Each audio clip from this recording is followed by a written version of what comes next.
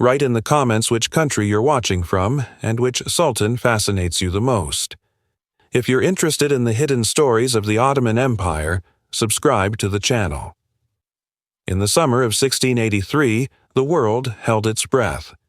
The largest army Europe had ever seen stood before the gates of Vienna, the heart of the Habsburg Empire. This was not just a battle, it was the culmination of a centuries-old dream, the final audacious gamble to claim the Golden Apple. At its head was Grand Vizier Kara Mustafa Pasha, a man driven by an ambition as vast as the empire he served.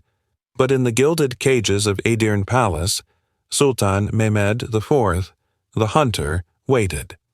This is the story of that fateful siege, a tale of hubris, desperation, and the moment an empire reached for immortality, only to begin its long, inexorable fall. In the gilded twilight of the 17th century, the Ottoman Empire was a sprawling giant, its heart beating not in the political cauldron of Istanbul, but in the sprawling forests of Thrace. There, Sultan Mehmed IV, known to his people as Avcı, the hunter, pursued his one true passion. Enthroned as a child, he had grown into a man who preferred the call of the hunting horn to the whispers of his court. While his ancestors had been warrior poets and lawgivers, Mehmed was a creature of the wilderness, a sovereign who found more truth in the flight of a falcon than in the decrees of his divan. His long absences from the capital left a vacuum of power, a space filled by ambitious men who governed in his name. Yet, even in the Sultan's detachment, an ancient dream lingered. It was the myth of the Kızıl Elma, the golden apple. Once it had been Rome, then the magnificent prize of Constantinople. For over a century, its name had been Vienna. It was the unfinished business of his great ancestor, Suleiman the Magnificent, whose own campaign had faltered before the city's walls in 1529. The Golden Apple was more than a city. It was a symbol of destiny, the final validation of Ottoman supremacy over the Christian West. For the generals and pashas in Topkapi, the dream was a constant, tantalizing whisper. They saw a Habsburg Empire weakened by internal conflict and distracted by the machinations of France's son king. They felt the immense pressure of a glorious past, a legacy of conquest that demanded new chapters. The empire was still immensely powerful, its armies vast, its treasury deep. But a creeping stagnation had begun to set in, a sense that the golden age was fading. The conquest of Vienna was therefore not merely a strategic objective. It was a profound psychological necessity. It was a chance to silence the doubts, to reclaim the glory of the past, and to prove to the world and to themselves that the hand of God still guided the Ottoman sword. And the hunter sultan, distracted by his earthly pursuits, would lend his sacred authority to this grand and terrible ambition. If Sultan Mehmed IV was the empire's absent soul, his Grand Vizier, Merzifonlu Kara Mustafa Pasha, was its iron will. He was not born to the nobility, but was a product of the empire's meritocratic machine, raised in the powerful Köprülü household which had arrested the empire's decline a generation earlier. Kara Mustafa possessed all the Köprülü virtues. He was disciplined, pious, and fiercely intelligent. He was also incorruptible by money, a rarity in an age of excess, but he was corrupted by something far more dangerous, a bottomless hunger for glory. He saw himself as the heir not just to his Köprülü mentors, but to the great conquerors of Ottoman history. In his mind, his name belonged alongside Mehmed the Conqueror and Suleiman the Magnificent. And Vienna was the key to this immortality. He was the architect of the war, the driving force who transformed a lingering dream into a colossal military enterprise. He persuaded the Sultan that the time was ripe, that the Habsburgs were a hollowed-out dynasty ripe for destruction. He framed the campaign as a sacred duty, a holy war that would etch Mehmed IV's name into eternity. His logistical preparations were a marvel of their age. From across the vast empire he summoned an army of staggering proportions, perhaps 175,000 strong, complete with immense siege cannons, legions of miners, and a supply train that snaked for miles. The sheer scale was intended as a weapon in itself, a force so overwhelming it would crush Vienna's spirit before the first cannonball was fired. But within this brilliant strategist lived a fatal flaw, an unshakable arrogance. He dismissed the counsel of more cautious commanders who warned of the campaign's immense risks. He discounted the possibility of a unified Christian relief force, believing European rivalries were too deep to overcome. His ambition was not merely for the state, it was intensely personal. The capture of Vienna would make him the most powerful man in the empire, unchallengeable, a living legend. This personal stake made him reckless. He was not just waging a war for the Sultan, he was waging it for his own place in history, a gamble that would lead his grand army to the very gates of heaven or hell. As Kara Mustafa's colossal army marched north, the heart of the empire, Topkapi Palace, beat with a different rhythm, one of intrigue, fear, and silent calculation. The gilded cage of the harem and the marble halls of the imperial council were a world away from the mud and steel of the campaign trail, but the stakes were just as high. Power in the Ottoman court was a fluid, dangerous game, and the Grand Vizier's absence had left a void teeming with his rivals. Chief among the silent players was the Valid Sultan Turhan Hatice, the emperor's mother. She had ruled as regent during Mehmed's childhood, a woman of formidable political skill who had navigated deadly conspiracies to secure her son's throne. She had supported the Köprülü dynasty as a stabilizing force, but Kara Mustafa's personal ambition was of a different order. His success would grant him power rivaling the Sultan himself, a reality that no Valide Sultan could comfortably accept. Whispers filled the seraglio. The eunuchs who guarded the harem were its eyes and ears, carrying messages and gauging the political winds. Powerful pashas in the divan, sidelined by Kara Mustafa's dominance, quietly questioned the wisdom of the Viennese gamble. They remembered the failure of 1529 and understood the brutal logistics of supplying a massive army so far from home. They knew that a long siege risked autumn rains, disease, and the one thing Kara Mustafa dismissed, a united Christian army. But to voice these concerns openly was to invite ruin. The Grand Vizier's authority was absolute, his spies were everywhere, and the Sultan had sanctioned the holy war. Opposition was branded as cowardice, or worse, treason. And so they waited. The palace held its breath, caught between the desire for a glorious victory that would enrich the empire and the secret, treacherous hope that the Grand Vizier's hubris would lead to his downfall. His failure would be their opportunity. While the fate of Europe was being decided before the walls of Vienna, another battle was being fought in the shadows of Topkapi, a battle for control of the Ottoman future where the price of defeat was not a lost city, but a silken cord around the neck. In Vienna, the mood was not of glory, but of gathering dread. The Habsburg monarch, Holy Roman Emperor Leopold I, was a man ill-suited for the tempest bearing down on him. He was a scholar and a composer, a ruler of deep piety and crippling indecisiveness. Faced with the approach of the largest army in living memory, his first instinct was not to fight, but to pray. His empire was a fractured tapestry of German states, rife with political rivalries and religious division. His most powerful Christian neighbor, Louis XIV of France, was his sworn enemy, secretly delighting in the Habsburgs' peril and actively encouraging the Ottoman advance. For weeks, Leopold's court existed in a state of denial. The reports from the frontier were surely exaggerated. The Ottomans were merely posturing, aiming to capture a few Hungarian forts. The idea that they would repeat Suleiman's audacious march to Vienna seemed a fantasy, a ghost story from a past age. But as the Ottoman war machine ground inexorably through the Balkans, denial curdled into sheer panic. Vienna's fortifications were old, its garrison meager. A desperate diplomatic scramble began. Envoys galloped across Europe carrying Leopold's pleas for aid. They found their most receptive ear in Rome, where Pope Innocent XI saw the conflict in apocalyptic terms, a final crusade against the forces of the Crescent. He emptied the papal coffers to fund a Holy League.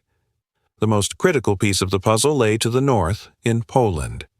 Its king, John III Sobieski, was a warrior of international renown, but he was bound by a peace treaty with the Ottomans and harbored a deep distrust for the emperor.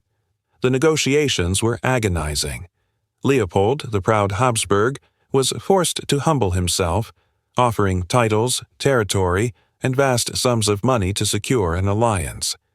It was a desperate gamble, an attempt to assemble a coalition from the disparate, bickering nations of Europe, bound together only by a common fear. Against Kara Mustafa's unified juggernaut, the Habsburgs could only offer a fragile, hastily built alliance. Vienna was not just a city, it was the bulwark of Christendom. And as its people watched the first Ottoman scouts appear on the horizon, they knew they were standing on the precipice of history. In the spring of 1683, the fields around Edirne, the old Ottoman capital, became a city of tents, a sea of men and steel. This was not merely an army, it was the full, terrifying expression of imperial will. Sultan Mehmed IV, the hunter, presided over the ceremony. He was a ruler more at home in the forest than the throne room, but he understood the symbolism of this moment. Before the assembled host, he presented the sacred standard of the Prophet to his Grand Vizier, Kara Mustafa Pasha. It was a gesture of immense trust and a command for absolute victory. Kara Mustafa, a man consumed by ambition, accepted the standard not just as a general, but as the inheritor of a sacred duty. His goal was not merely conquest, but to succeed where the great Suleiman the Magnificent had failed a century and a half before. He would not just take Vienna, he would humble Christendom itself. The army that began its slow, inexorable march north was a mosaic of the empire's power. At its core were the Janissaries, the slave soldiers raised for war, their disciplined ranks a vision of imperial order. Alongside them rode the Sipahis, the feudal cavalry whose lances had carved out the empire's borders. They were joined by the ferocious Akinji light horse, scouts and raiders who would be the army's eyes and ears. From the east came the Crimean Tatars, masters of the steppe, a whirlwind of destruction on horseback. Engineers, masters of siegecraft, guided wagons laden with the components of monstrous cannons. This colossal force, numbering well over 150,000, moved with a terrifying deliberation through the Balkans. It was a river of humanity, its progress marked by the dust of countless marching feet and the creak of 10,000 wagon wheels. For the watching world, it was not an army on the move. It was the march of fate itself, a crescent moon rising to cast a shadow over the heart of Europe. As the Ottoman behemoth crawled north, Vienna held its breath. The city was the jewel of the Habsburg Empire, the symbolic guardian of Central Europe, but it was a jewel in a tarnished setting. Its fortifications, while recently improved, were largely of a medieval design, ill-suited to withstand the might of modern Ottoman artillery. Panic gripped the court. Emperor Leopold I, a man of piety and music but not of war, made the fateful decision to flee. With him went his court and some 60,000 citizens, a river of refugees flowing west, leaving their city to its fate. Command of the doomed fortress fell to Count Ernst Rüdiger von Starhemberg, a soldier hardened by years of brutal frontier warfare. He was no courtier. He was a man of iron will, tasked with an impossible defense. With only 15,000 regular soldiers and a hastily armed citizen militia, he faced an imperial host. In the frantic weeks before the siege, a desperate energy seized Vienna. Under Starhemberg's orders, the city's own beautiful suburbs were demolished, torn down and burned to create a clear field of fire, a desolate no-man's land surrounding the walls. On the 14th of July, the city's ordeal began. The Ottoman vanguard, led by the swift Crimean Tatars, swarmed across the plains, cutting off all escape. The vast army followed, deploying with chilling efficiency. Within hours, Vienna was completely encircled. Kara Mustafa, bypassing lesser fortresses in his single-minded pursuit of the grand prize, sent a formal demand for surrender to Starhemberg. The terms were simple: embrace the one true faith or pay tribute. The alternative was the sword. Starhemberg's reply was equally simple: cannon fire. There would be no surrender. The gates of Christendom were slammed shut, and the defenders prepared to die where they stood.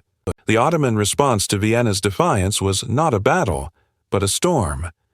A ring of fire and steel tightened around the city. From massive earthen batteries, dozens of heavy cannons began a relentless, percussive symphony of destruction. Day and night, the air was filled with the scream of iron and the crash of stone. The walls, particularly the key bastions of Berg and Lobel, began to crumble under the ceaseless pounding. For the Viennese defenders, life became a living hell. The world shrank to the confines of the city walls, a prison of dust, fear, and dwindling hope. Kara Mustafa, confident in his numbers and firepower, ordered the digging of a vast network of siege trenches. These zigzagging channels crept steadily closer to the battered walls, a creeping, earthen serpent that allowed the janissaries to approach under cover from the defenders' fire. From these trenches, they would launch their furious assaults. The breaches in the walls became slaughterhouses. Janissaries, fired by faith and promised glory, surged forward into a hail of musket balls and shrapnel. They were met by exhausted but desperate defenders, fighting with swords, pikes, and clubbed muskets in the rubble of their own fortifications. Inside the city, a different kind of war was being fought. Food supplies dwindled, and the dreaded red flow, dysentery, swept through the crowded cellars and barracks, killing more than the Turkish cannons. Yet, amidst the horror, an incredible resilience emerged. Civilians, including women and children, worked alongside soldiers, clearing rubble, tending the wounded, and carrying powder to the guns. At the heart of it all was Starhemberg. Wounded early in the siege, he refused to relinquish command, having himself carried on a litter from one crisis point to another, his presence a constant inspiration to his beleaguered troops. He was the city's anchor in a sea of chaos, the embodiment of its will to survive against impossible odds. While the battle raged in the open, a more insidious and terrifying war was being waged in the darkness beneath the blood-soaked earth. The Ottoman army had brought with it the finest military engineers in the world, the Lagumçiler, the miners. They were masters of a silent, deadly art, tunneling. Their mission was to dig undetected beneath the feet of the defenders, to reach the foundations of Vienna's key bastions and ravelins. There, in chambers carved from the soil, they would pack tons of black powder. One perfectly placed mine could vaporize a section of the wall, creating a gaping wound through which the janissaries could pour. For the Viennese, the threat from below was a source of constant, gnawing terror. The faint, rhythmic thud of a pickaxe, heard deep in the ground, was a sound more frightening than any cannonade. To combat this unseen enemy, the defenders began their own desperate countermining operations. Soldiers and civilian volunteers became subterranean warriors, digging listening galleries and intercept tunnels. The war below ground was a claustrophobic nightmare. In narrow, unlit passages, men fought face-to-face with shovels, daggers, and fists. A chance encounter in the dark meant a swift, brutal end. The air was thick with dust and the stench of sweat and fear. Sometimes counterminers would break through into an Ottoman tunnel, leading to a frantic savage melee for control of the passage. The Viennese would frantically try to flood the enemy tunnels or set off smaller charges to collapse them. But the Ottoman sappers were relentless. They burrowed deeper, closer. By late August, they had reached the foundations of the vital Berg bastion. The defenders could hear them preparing the final mine chamber. They knew that a cataclysmic explosion was imminent, one that would likely seal the city's fate. The war for Vienna was no longer just about holding the walls. It was about surviving the very ground they stood upon. By late August, Vienna was no longer a city. It was a tomb waiting for its occupants. The vibrant heart of the Habsburg Empire had become a ghost of itself, haunted by the specters of famine and disease. The last of the grain was gone. The city's cats, then its dogs, and finally its rats had vanished into the cooking pots of the desperate. Leather was boiled for what little sustenance it could offer. Each sunrise brought not hope, but a new, gnawing emptiness in the pit of every stomach. Disease, the loyal companion of starvation, stalked the narrow, rubble-strewn streets. Dysentery, the bloody flux, claimed more lives than the ceaseless Ottoman bombardment. The city's commander, Count Ernst Rüdiger von Starhemberg, a man seemingly carved from granite and willpower, was himself wounded and feverish, yet he refused to yield. He dragged himself along the ramparts, his presence a silent, defiant scream against the inevitable. Below, in the darkness of the earth, another war was being fought. Ottoman sappers, the miners known as the Legumtschler, tunneled relentlessly towards the city's bastions. The Viennese listened with terror, pressing their ears to the ground, trying to discern the faint subterranean scratching that signaled their doom. Counterminers dug frantically to meet them in bloody, underground skirmishes. Above ground, faith was the last ration. The city's bells, which had fallen silent to conserve the defenders' energy, were replaced by the murmur of ceaseless prayer. In the half-ruined St. Stephen's Cathedral, thousands gathered, their gaunt faces illuminated by candlelight, their whispered pleas rising to a God who seemed to have forsaken them. This was Vienna's longest night, a seemingly endless twilight of suffering where the only currency left was endurance, and the only question was which would break first, the city's walls or its soul. Outside the city, in his opulent command tent, Grand Vizier Kara Mustafa Pasha was wrestling with a ghost. It was not the ghost of the thousands he had slain, but a far more formidable one, the ghost of Sultan Süleyman the Magnificent. 154 years earlier, the great Sultan, the lawgiver, the conqueror of Rhodes and Belgrade, had stood before these same walls and failed. That failure was a stain on the otherwise impeccable record of Ottoman conquest, a historical anomaly that Kara Mustafa was obsessed with correcting. This was not just a siege for him, it was an exorcism. He would not merely succeed where Suleiman had failed. He would triumph in a manner so absolute that his name would eclipse that of the legendary Sultan. This burning ambition became his fatal flaw. He saw the starving city, heard the reports of its imminent collapse, and grew arrogant. When the Viennese commanders, in their desperation, offered to surrender the city in exchange for the safe passage of its people, Kara Mustafa refused. He did not want a negotiated victory. He wanted plunder. He wanted to stable his horse in St. Stephen's Cathedral.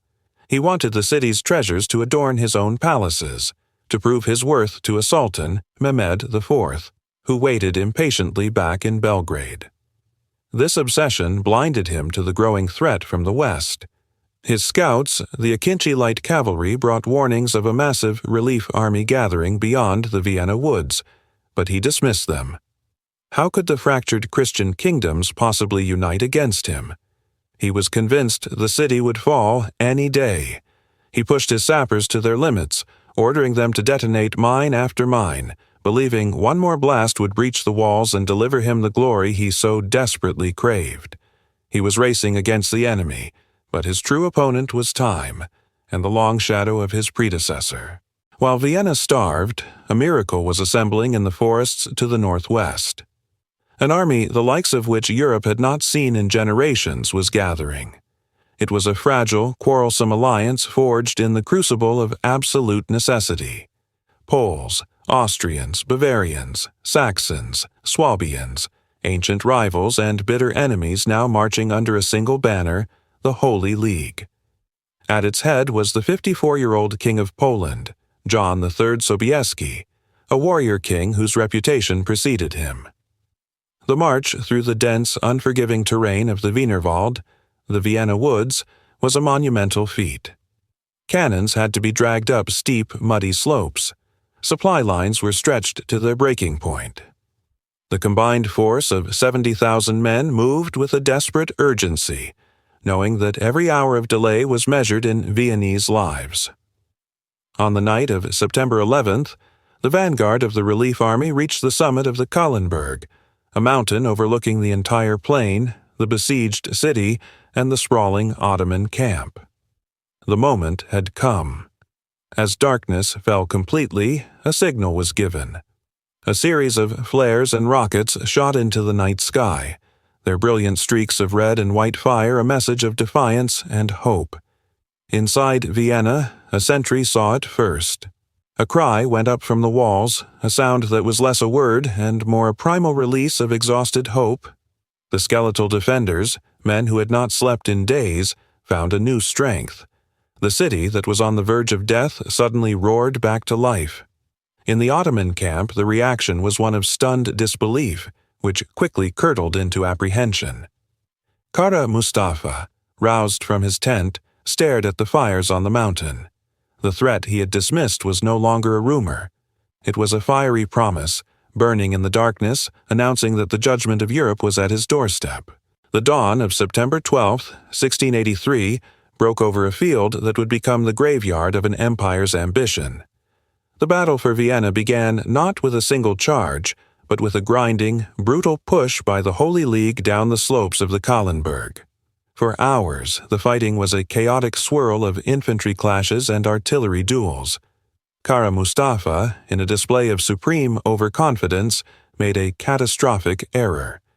He kept his elite janissaries engaged in a final, desperate assault on Vienna's walls, believing he could capture the city and defeat the relief force on the same day. He fatally underestimated his opponent. By late afternoon, the Ottoman lines were stretched thin and exhausted. John III Sobieski, positioned on the high ground, saw his moment. He gave the order that would echo through history. From the ridge, the largest cavalry charge in the annals of warfare began its descent. 18,000 horsemen surged forward, but at their tip, like the gleaming point of a spear, were the 3,000 Polish winged hussars. This was not merely a cavalry unit, it was a psychological weapon. Strapped to their backs were tall, feathered wings designed to create a terrifying, ethereal roaring sound as they charged, a sound like a storm from heaven. They descended upon the Ottoman center, a wave of steel, horseflesh, and righteous fury. The lances of the front rank, some nearly 20 feet long, shattered the Ottoman formations on impact. The charge did not just break the enemy line, it obliterated it. It slammed directly into the Grand Vizier's command post, sowing chaos and panic. Soldiers who had fought from the sands of Arabia to the plains of Hungary threw down their weapons and fled before this apocalyptic vision. It was the collision of two worlds, the final, thunderous end to the Ottoman dream of European conquest. September 12, 1683. Dawn breaks over the Vienna woods, a cool, damp mist clinging to the slopes of the Kahlenberg. Below, sprawled across the plains, lies a city of canvas and smoke, the vast, seemingly endless encampment of the Ottoman army. For 2 months, they have choked the life from Vienna. Inside the city's battered walls, starvation and disease are as deadly as the Turkish cannon. Hope is a dying ember. But as the sun climbs higher, it catches something on the ridge. A flicker of steel, then another and another. It is not the sun playing tricks on weary eyes. It is the vanguard of a Christian relief army, a coalition of giants, the Holy Roman Empire and the Polish-Lithuanian Commonwealth. Tens of thousands of men, materializing from the forest like avenging spirits. From his opulent command tent, Grand Vizier Kara Mustafa Pasha looks up. He has known they were coming, yet seeing them arrayed on the high ground is a chilling spectacle. He had dismissed the threat, refusing to fortify the hills to his rear, so confident was he in the imminent fall of Vienna. Was it arrogance? Or was it the fatalistic belief that Allah had already granted him the city? His commanders had pleaded with him to break the siege and meet the enemy in the open field, or at least to secure the strategic heights. He refused. His focus remained fixed on the prize, the golden apple of Vienna. Now, the price of that obsession was becoming terrifyingly clear. As the bells of St. Stephen's Cathedral peal defiantly from within the city, a signal rocket arcs into the sky from the Kahlenberg. Answering fires erupt along the ridge. The day of reckoning has arrived. The initial clash is a brutal, grinding affair as German and Austrian infantry begin their slow, bloody descent, pushing the Ottoman advance guards back through the ravines and vineyards. Every foot of ground is paid for in blood. For the soldiers in the Ottoman trenches and the citizens on Vienna's walls, the world shrinks to this single, desperate day. 2 worlds, 2 faiths, 2 empires are locked in a struggle from which only one can emerge whole. The world holds its breath. The battle raged throughout the day, a chaotic and desperate struggle across the broken terrain west of the city. The coalition forces, fighting downhill, held the advantage, but the Ottomans, superior in number, resisted with ferocious tenacity. Caught in a 2-front war, with the Vienna garrison sallying forth to attack their trenches, the Ottoman lines began to fray. Yet Kara Mustafa made a final, inexplicable gamble. Believing he could still snatch victory, he ordered his elite janissaries, his finest troops, to launch one last, all-out assault on the city walls, ignoring the growing threat to his rear. It was a decision born of pure desperation, a commander refusing to accept the reality unfolding before him. By late afternoon, the coalition had fought its way onto the plains. The moment had come. From the right flank, Polish King John III Sobieski gave the signal. 18,000 horsemen, including the legendary 3,000 Polish winged hussars, clad in steel and leopard skins, their iconic wings humming in the wind, began to move. It started as a trot, then a canter, then a full, earth-shattering gallop. This was not merely a charge, it was a human avalanche, the largest cavalry assault in the history of warfare. The psychological impact was devastating. The Ottoman Sipahis, already exhausted from a day of fighting, broke almost instantly before this terrifying spectacle. The wave of steel and horseflesh crashed into the flank of the Ottoman army, shattering formations and sowing terror. The hussars, lances lowered, pierced through the heart of the Ottoman camp, their momentum unstoppable. Discipline, the bedrock of the Ottoman military machine, evaporated in a cloud of dust and fear. What had been a battle became a rout. The invincible army of the Sultan, the terror of Christendom, dissolved into a panicked mob, each man fighting only for his own survival. The crimson tide of the Ottoman banners, which had threatened to engulf Europe, was now being washed away by a flood of its own blood. As his army disintegrated around him, Kara Mustafa Pasha fought with the courage of a man who knows all is lost. But courage could not stem the tide of panic. Seeing the sacred green standard of the Prophet about to be captured, he gathered his household troops, fought his way to it, and fled the field, abandoning his army, his honor, and his ambition in the blood-soaked mud. His escape sealed the fate of his men. The retreat became a frantic, desperate flight. Thousands were cut down by the pursuing Polish and German cavalry as they tried to cross the river Schwechat. The dream of conquest died in a chaotic scramble for survival. The victors entered the Ottoman camp not as soldiers, but as inheritors of a fallen kingdom. The sheer opulence was staggering. They found mountains of treasure, luxurious silks, exotic animals, and stores of a strange, bitter black bean the Turks called kahve, coffee, which would soon conquer Vienna in a way the Sultan's army never could. In the Grand Vizier's abandoned tent, a world of unimaginable luxury was revealed, a testament to a man who had planned not just a campaign, but a permanent residency.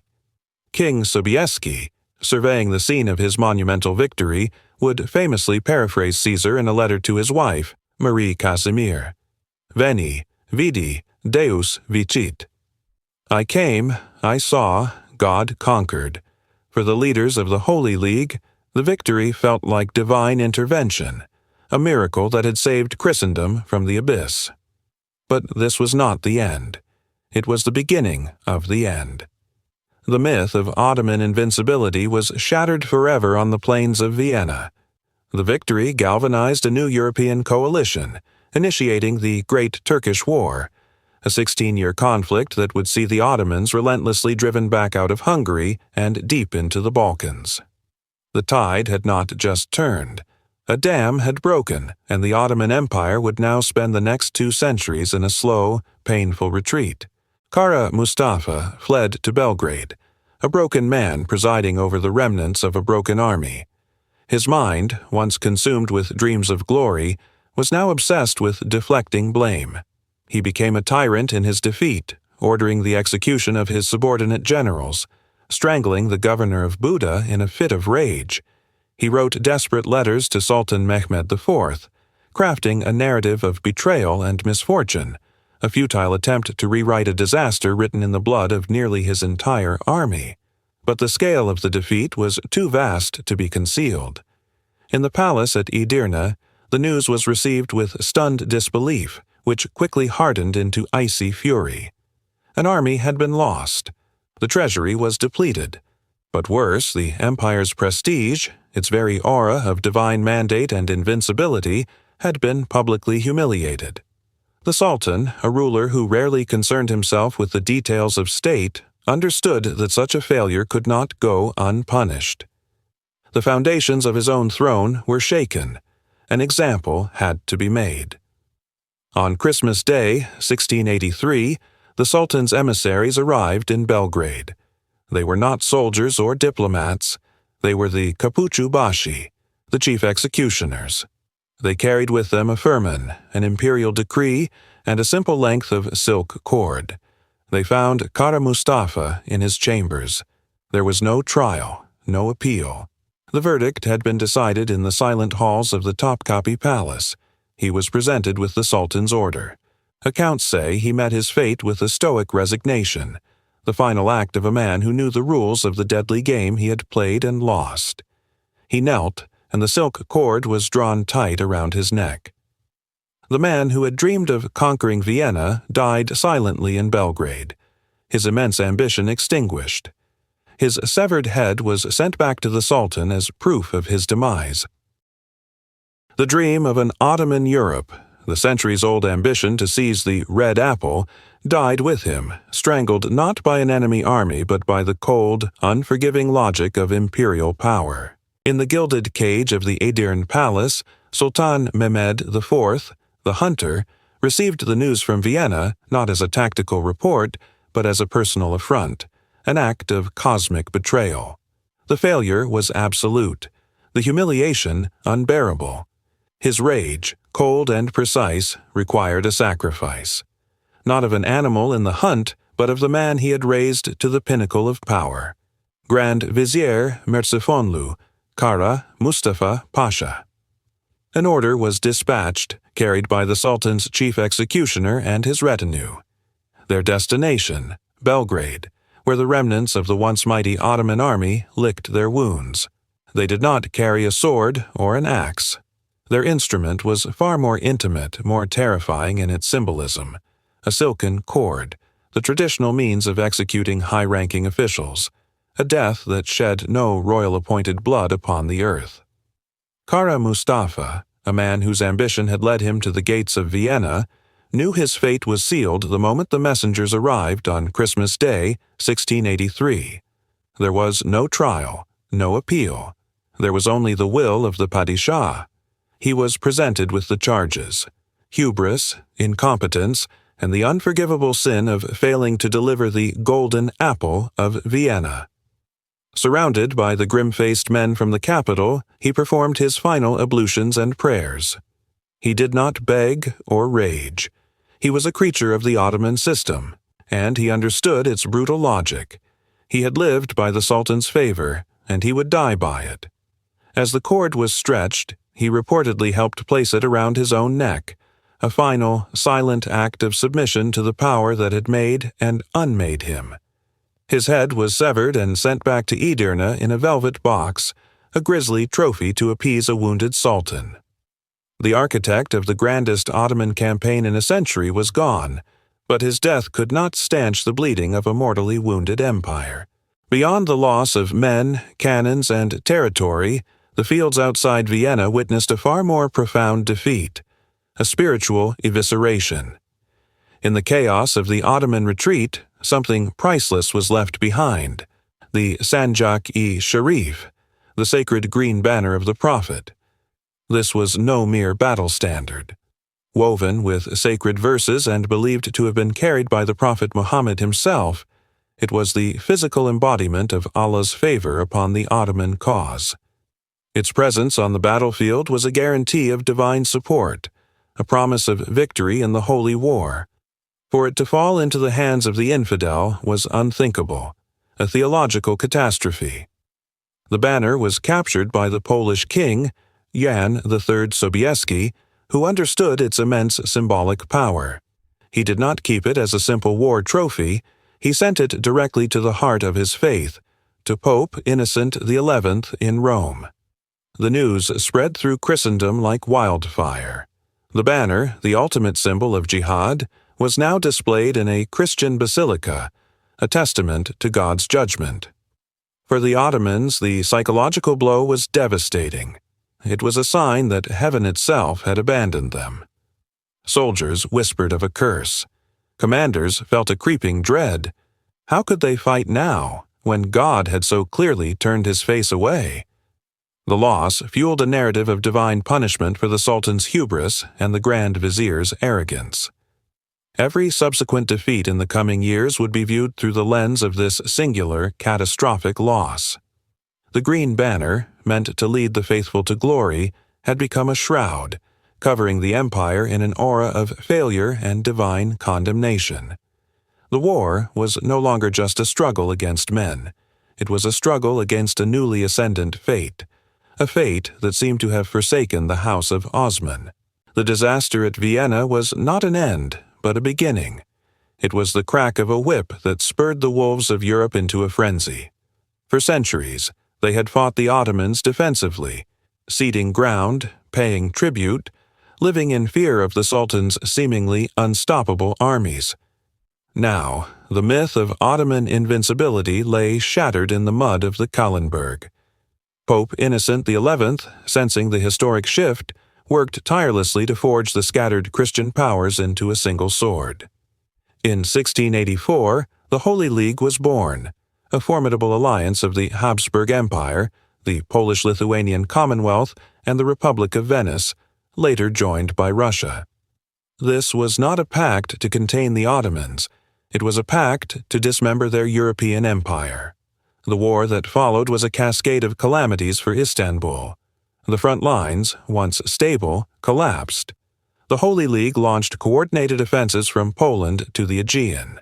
The most painful blow came in 1686. Buda, the great fortress capital of Ottoman Hungary, held for nearly 150 years, fell after a brutal siege. Its loss was a strategic and symbolic earthquake, reversing the gains of Suleiman the Magnificent himself. The following year, at the Second Battle of Mohacs, the Ottoman army was crushed on the very same ground where they had won their most legendary victory in 1526. The irony was devastatingly cruel. Hungary, the great western bastion of the empire, was lost. Greece was invaded by the Venetians, who even shelled the Parthenon in Athens. The empire, accustomed to constant expansion, was now in a state of perpetual, panicked retreat. The echoes of the Viennese cannons reverberated across the Balkans, signaling not just the failure of a campaign, but the start of a fight for the empire's very survival. History does not turn on a single day, but some days cast a shadow that lasts for centuries. The 12th of September, 1683, was such a day. The failure to take Vienna marked the definitive high-water mark of Ottoman power in Europe. Never again would the Sultan's armies threaten the heart of the continent. The psychological barrier was broken. The relationship between the Ottoman Empire and Europe was irrevocably changed. Before 1683, the empire was the aggressor, the expansionist power setting the agenda. After 1683, it was relegated to a defensive posture, a slow, agonizing retreat that would last for more than 200 years. This moment ignited what European diplomats would come to call the Eastern Question, the complex and volatile issue of what to do with the declining, sick man of Europe. The defeat forced a painful introspection within the Ottoman elite. The old certainties that their faith, their military structure, their way of life were divinely superior began to crack. The subsequent humiliating losses of the Great Turkish War, culminating in the Treaty of Karlowitz in 1699, were the first time the empire was forced to cede vast territories to a victorious Christian coalition. It was a shock to the system, prompting the first hesitant, often fiercely resisted attempts at military and administrative modernization along European lines. The tulip period of the early 18th century, with its fascination for French culture, was a direct, if delayed, consequence of this realization that the world had changed. The Siege of Vienna, therefore, was more than a battle. It was the end of a dream of universal conquest. It was the beginning of the long, melancholy sunset of a once mighty empire, a slow dimming of the lights in the Sublime Porte that would ultimately culminate in the darkness of 1918.